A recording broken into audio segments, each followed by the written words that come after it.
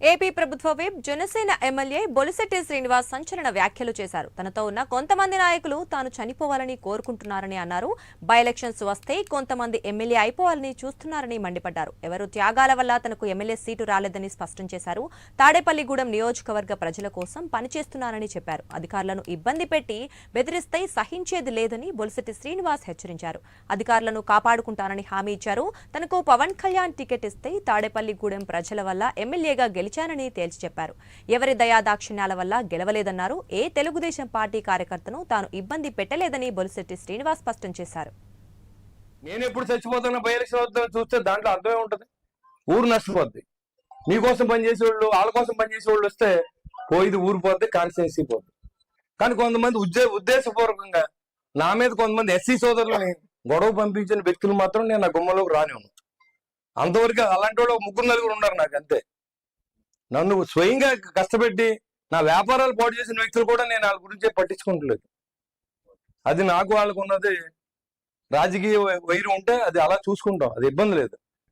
నన్ను ఏదో వెనకాల నుండి పొడి చేయాలి, నా కూడా ఉండి నేను నాశనమైపోవాలని కోరుకునే వ్యక్తులు దయించి నా దగ్గర రావాల్సిన అవసరమే లేదు.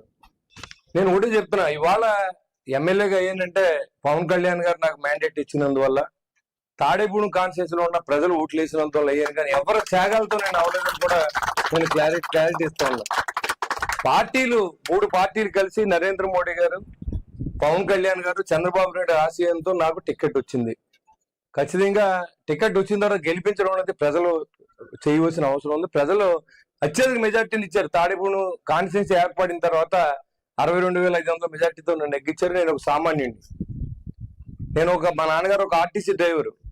ఆ స్టేజ్ నుంచి ఒక ఎమ్మెల్యే ఎదగడానికి నా జీవితం అంతా కష్టపడ్డాను. ఇవాళ చాలా మంది మాట్లాడుతుంటే చాలా బాధేస్తుంది. ఎందుకంటే ఎలా ఉందంటే, నాతో ఉన్న కొంతమంది వ్యక్తులు నేను చనిపోతే బాగుండు, వెంటనే నాకు బై ఎలక్షన్ వస్తే నెగ్గితే ఎమ్మెల్యేని అయిపోతారన్న విధంగా ఆలోచన చేయడానికి నేను భరించలేకపోతున్నాను దాన్ని. నేను గెలిచిన తర్వాత నిరంతరం ప్రజల కోసమే పనిచేస్తా ఉన్నా. నా సొంత వ్యాపారం మానేశాను.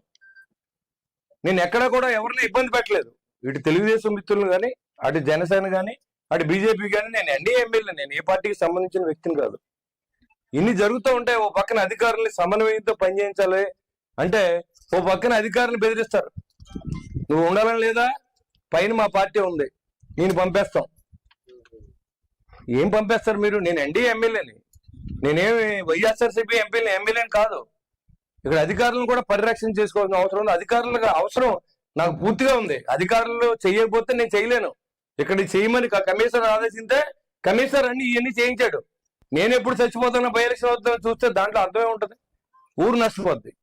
మీకోసం పనిచేసే వాళ్ళు, వాళ్ళ కోసం పనిచేసే వాళ్ళు వస్తే పోయిది ఊరు పోద్ది, కాన్స్టిట్యున్సీ పోద్ది. కానీ కొంతమంది ఉద్దేశపూర్వకంగా నా మీద కొంతమంది ఎస్సీ సోదరులని గొడవ పంపించిన వ్యక్తులు మాత్రం నేను నా గుమ్మలోకి రానివ్వను. అంతవరకు అలాంటి వాళ్ళు 3-4 ఉన్నారు నాకు, అంతే. నన్ను స్వయంగా కష్టపెట్టి నా వ్యాపారాలు పాటు చేసిన వ్యక్తులు కూడా నేను వాళ్ళ గురించి పట్టించుకుంటలేదు. అది నాకు వాళ్ళకు ఉన్నది రాజకీయ వైరం ఉంటే అది అలా చూసుకుంటాం, అది ఇబ్బంది లేదు. నన్ను ఏదో వెనకాల నుండి పొడి చేయాలి, నా కూడా ఉండి నేను నాశనమైపోవాలని కోరుకునే వ్యక్తులు దయించి నా దగ్గర రావాల్సిన అవసరమే లేదు.